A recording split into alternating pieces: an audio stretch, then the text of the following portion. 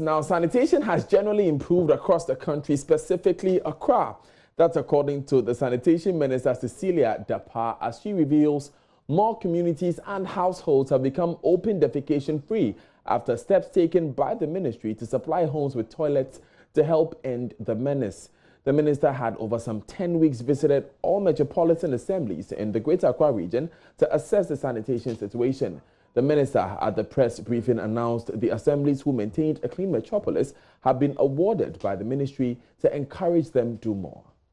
The ministry, in collaboration with the IRC, implemented the UK aid-funded sanitation challenge for Ghana with prize awards worth £1.23 million sterling, aimed at promoting competition amongst the various metropolitan, municipal and district assemblies to design, implement and innovate ideas for the management of their sanitation issues through internal resource mobilization at the local level.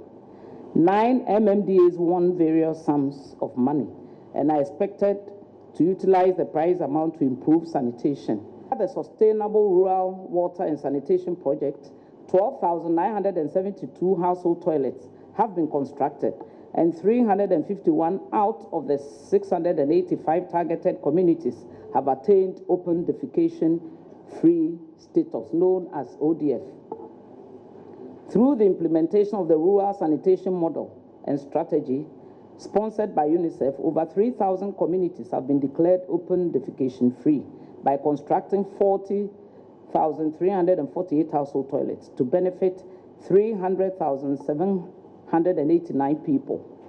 Under the Urban Sanitation Pilot Project, a total of 21,332 household latrines have been constructed in Tamaleho and Ashiamang.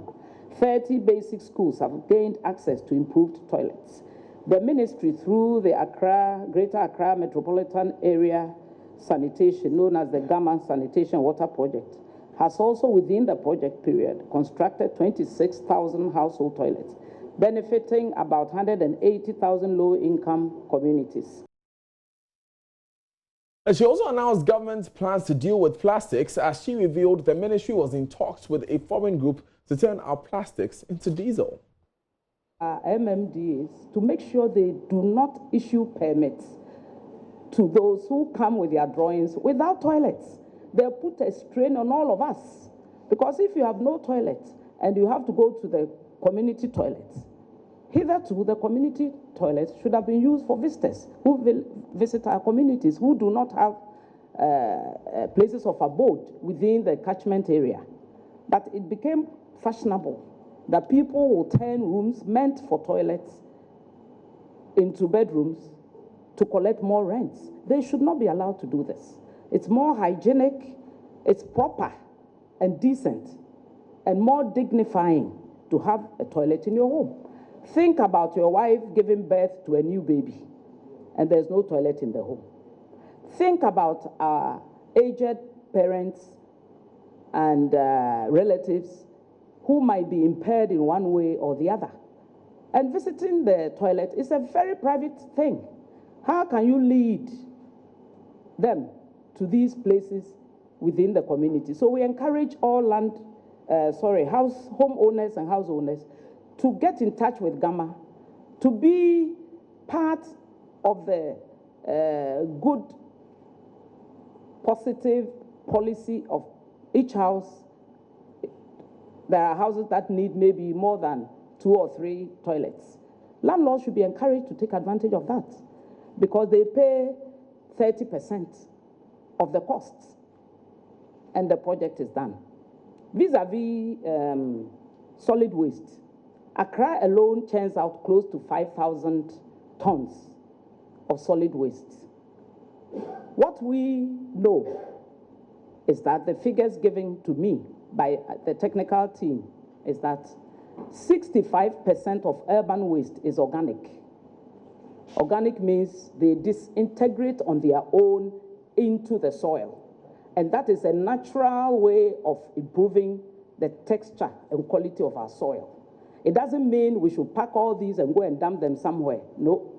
It should go through processes that can be that will make it possible for us to use them as manure and encourage also the planting for food and jobs to also take advantage of that. Then we are left with our plastics.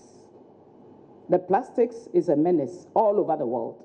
That doesn't mean Ghana will fold its arms and then forget about the recycling of plastics. We have visited, as we went around, we saw a number of places that people are churning these plastics and PET bottles into pellets, and they export some of them, and they also give some to those who manufacture these chairs and plastic buckets. There are some who are also collecting, treating, recycling, and manufacturing. They need to be encouraged. We also have a group coming in, God willing, in January to turn plastics into diesel. It's on the drawing board positively, and at the appropriate time, we'll invite you when it's being launched. So if I say sanitation has improved, that's where I'm coming from.